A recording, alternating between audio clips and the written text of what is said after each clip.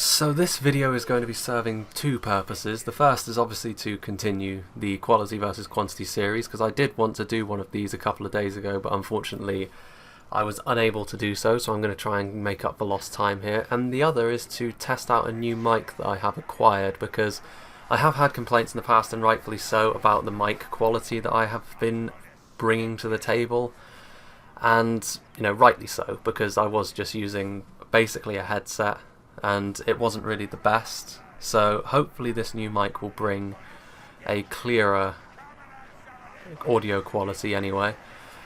And really that's the main thing that I'm going to be looking for in terms of feedback, is whether or not this new mic is good or if it is not so good, because if it isn't, then I can just return it.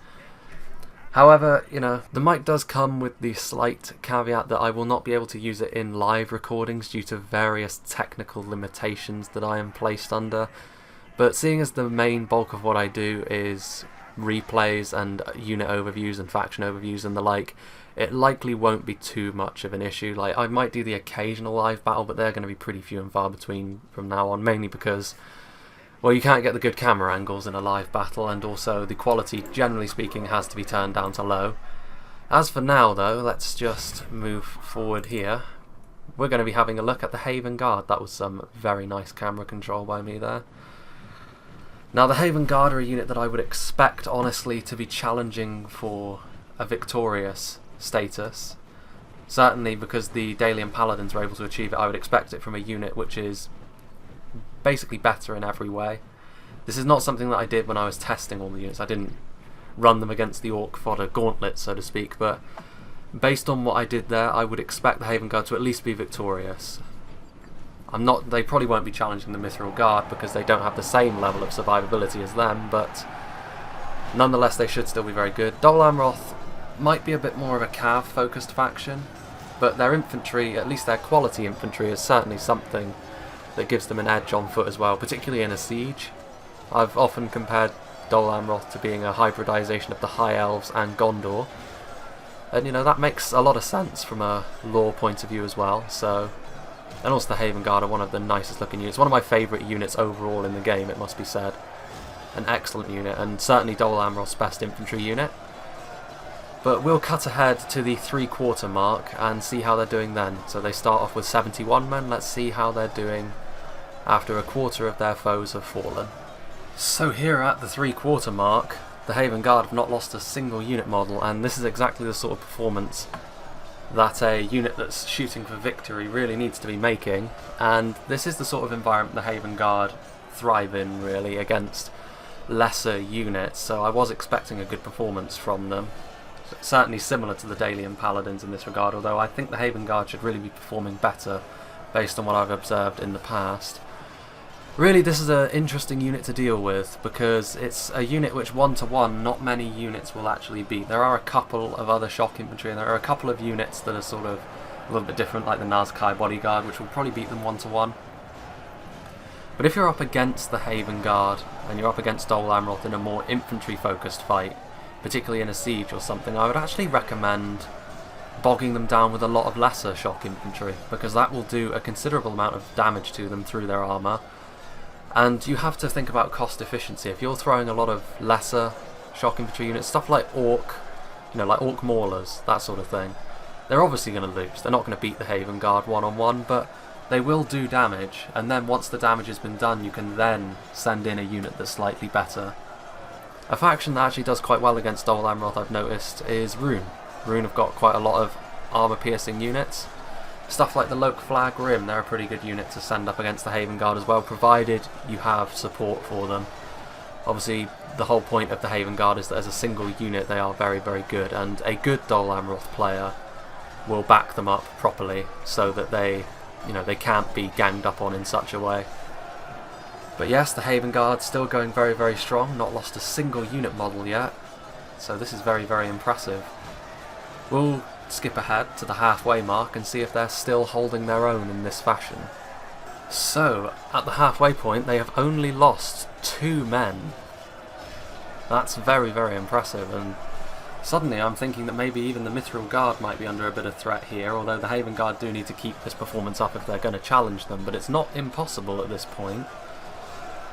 Well, the Haven Guard are quite an interesting unit in that they're not innately armor piercing, but they're, as I've said before in the shock infantry video, and there's the next wave, the very high base attack and the high melee expertise means most armoured units will fall to them anyway, so it's kind of an interesting thing there. But really, this does mean that the Haven Guard are most at home in fighting less armoured units, so orc fodder like this are obviously going to be their bread and butter, but even against stuff like the Elves of the Galadrim, you know, that's a faction where a unit like the Haven Guard will do very well. The Sons of Argonath also fall into this category, and so do the Abrazanim Narduzagar. But the Haven Guard, probably the strongest of them, except for the Temple Inquisitors. They're a bit of a freak of nature. I have a feeling that if I were to test them, they would probably nab the #1 spot, so I'm going to save them for a while. The Haven Guard are a very good unit though, but they do have weaknesses obviously in a field battle. Cavalry is pretty much any footbound unit's weakness, but certainly I would say that it is very possible to face them cost effectively, and it's got to be a unit that's armor piercing. You cannot hope that a spear wall is going to bog them down for long, because they've got such a high attack, and the spears are going to do virtually no damage to them in return. Like, this is a very abnormal situation. You're obviously not going to send fodder after them unless you have really no other choice. But yes, the Haven Guard are doing very, very well. Only 2 casualties. A lot of them are bloodied up though, so the cliff can approach units pretty quickly in the past, but it's looking good for them so far. So again, we'll wait until there's only a quarter of the orc fodder remaining, and then take another look at them. So, with only a quarter of the orcs left remaining, there have been a few more casualties. We're down to 62, but the unit size leads me to believe that victory is a certainty at this point for the Haven Guard, and that means it's just a matter of how well can they actually do, because provided they don't lose too many more, they will actually displace the Mithril Guard, but I do think that there will be a few more casualties before the end, and we're looking at them falling just short of the Mithril Guard, I think. Depends how well the Orc fodder can do, but they're certainly going to place above the Dalian Paladins at this rate, which is what I thought would happen. Again, based on what I did for the top 10 shock infantry list, I kind of knew that the Haven Guard were a very, very good unit against lower tiered units. It's really what they're really very good for. They're very good at taking many lesser units off the field. Again, they can do very well in a quality versus quality battle, but it's much more useful for them to be in this sort of situation. There's the Dol Amroth General, who still looks, well, he looks rather luminous actually. His armour is rather bright. But yes, this is the situation that we currently find ourselves in. So I will, again, make another little cut here, and we will rejoin when the second to last unit is about to charge in. So we rejoin, and interestingly enough, the Dol Amroth General did actually die, and there have been a few more casualties. Where is the General? Is this him? I believe this is him. Oops. Well, that's unfortunate. That might be him down there, based on the sword. Yes, it is. Okay.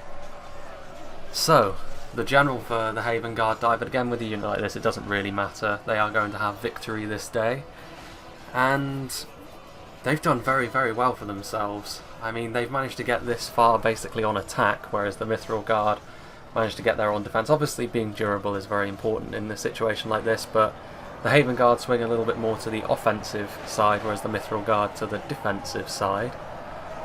Interestingly enough, this is actually going to be very close between the Haven Guard and the Mithril Guard as to who actually places in first, provided the Haven Guard don't lose too many more men.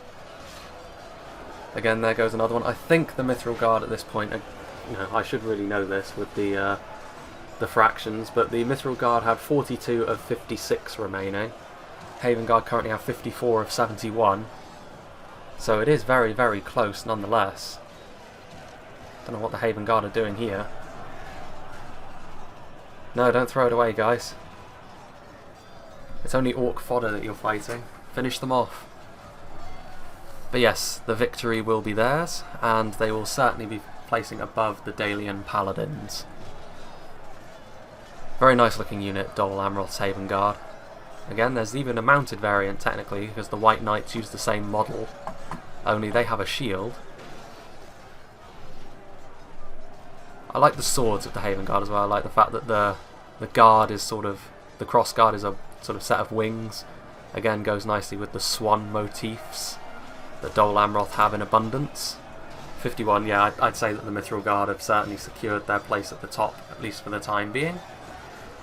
We could always do another Dwarven unit to see if they could be displaced by one of their kin. The Dragon Slayers of Erad Mithran, or Mithrin I should say, would be an interesting one there, because they're kind of an interesting unit in many ways. I don't think I fully understand what's actually going on under the hood with them, but nonetheless, the Haven Guard would need to have 35 men remaining to finish below the Dalian Paladin, so they would need to be absolutely wrecked by the final unit of Orc Fodder. If we just have a quick look at the carnage and destruction, that is an impressive performance. Again, it's exactly the sort of situation in which the Haven Guard are quite comfortable, so not a huge surprise, but then again, I have been wrong before. Oh, missed by 2, but no matter. I have been wrong before though. I expected the Smiths of Eregion to pull out a victory and they were narrowly defeated. I expected the Sons of the Fallen to be slightly less well off than they actually were, so it is interesting. The Blackback Mountain Berserkers are now being taken out of the equation. Again, their lack of armour was really what hurt them in the long run, really. They're certainly not an endurance-based unit. They will dish out a lot of damage very quickly, but in a situation like this, where it's constant fighting and constant damage and pressure that they're under, certainly much better off to have a well-armoured unit, as the Dwarves have proved with the 2 units that they've brought onto the field in this little test that we've been doing so far. There's the General. As soon as that General dies, I would expect the Orc Fodder to rout. The Haven Guard are pretty good at routing units. Yeah, 49 men remaining. It's still a very, very solid performance. They may not have beaten the Mithril Guard, but even so, the Orc Fodder, truly a terrible unit. Although because they are free, I do still count them as a better unit than the Hobbitry at Arms, even if the Hobbitry at Arms is technically better in terms of how good they actually are in a practical situation. Because the Orc Fodder are free, you can't be not cost effective with them. Even if they're just killed straight away, you haven't lost anything by their death. Oh dear, the enemy general is right up in the grill of a few of these mean looking Haven Guard, or Heaven Guard as people took to calling it when they were first introduced. Right, well, this general is not going to last long. His unit is shaken, so as soon as he dies, that's going to be it. Army losses are not a thing in Medieval 2, I don't think. They are in Warhammer, whereby if your army's taken a lot of losses, all of them will rout, which that would have had a big effect on this sort of experiment, and there they go, they are routing and broken. 49 of 71 remaining, that's a very impressive performance, and puts the Haven Guard into second. Again, look at that, 3,433 kills as well. Very, very impressive. So that's the Haven Guard. If you've got a request for the next unit to do in this, then do let me know. I do intend to play a multiplayer battle as Harad. I was trying to do that for the video that I was going to be releasing in place of this, but unfortunately it didn't really pan out. The match didn't really work. It lagged into oblivion. But hopefully there will be a multiplayer match as Harad, where I'm playing as Harad anyway, that will be coming up. Going to continue this series as well, and hopefully we'll be doing the top 10 crossbows very soon as well, so I hope you will join me for that, and I hope you enjoyed this one.